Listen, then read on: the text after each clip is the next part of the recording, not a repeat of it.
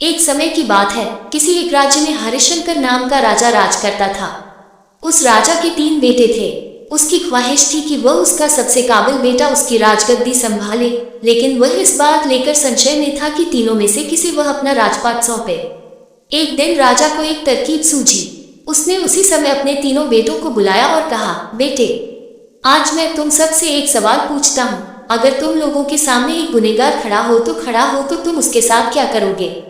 इस पर राजा के पहले बेटे ने कहा, उस अपराधी को सजाए मौत दी जानी चाहिए।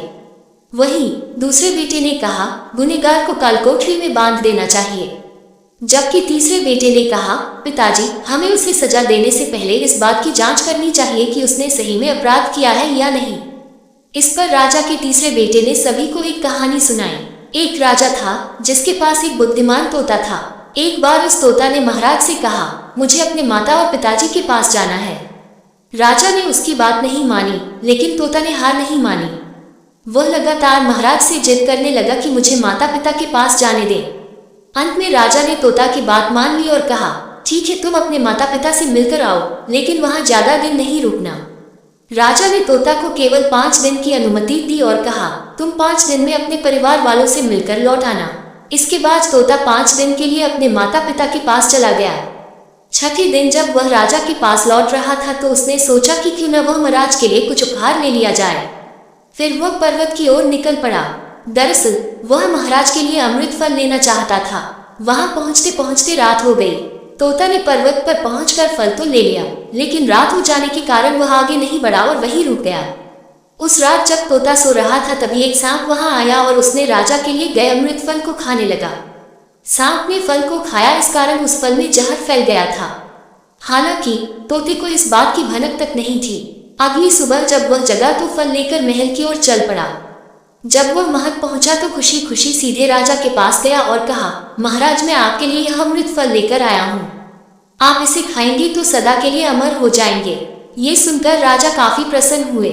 उन्होंने तुरंत उस अमृत फल को खाने के लिए मांगा।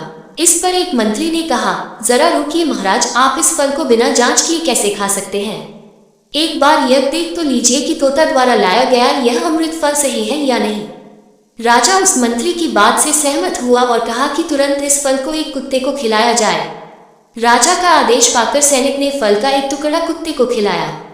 फल खाते ही कुत्ते की मौत हो गई। ये देख राजा गुस्से से आग बबूला हो गया। उसने क्रोध में आकर तलवार से तोता के सिर को काट दिया, साथ ही फल को फेंकवा दिया। कुछ साल बाद ठीक उसी स्थान पर एक पौधा निकल आया। ये देख राजा को लगा कि यह उसी जहरीले फल का पौधा है। उसने सभी को आदेश दिया कि उस पेड़ का फल कोई नहीं खाएगा। कुछ दिन बाद एक वृद्ध व्यक्ति उस पेड़ के नीचे आराम करने के लिए रुका। उसे भूख भी काफी जोर से लगी थी। उसने उसी पेड़ से फल तोड़ा और खाने लगा। फल खाने के बाद वह बूढ़ा व्यक्ति एकदम से जवान हो गया। राज ने जब ये देखा तो वह आश्चर्यचकित रह गया। उसे समझ आ गया कि वह फल जहरीला नहीं था। उससे बहुत बड़ी गलती हो गई। उसने बिना सच्चाई जाने तोता को मार दिया। इसे लेकर उसे काफी पछतावा भी हुआ। इसके लिए वह मन ही मन खुद को कोसने लगा। इधर तीसरे राजकुमार की कहानी खत्म होने के बाद राजा हरिशंकर ने उसे ही अपना उत्तराधिकारी नियुक्त किया। इसके बाद राज्य में जश्न मनाया गया। इस कहानी से हमें ये सीख मिलती है कि हमें कभी भी बिना जांच किए किसी को सजा नहीं देनी चाहिए।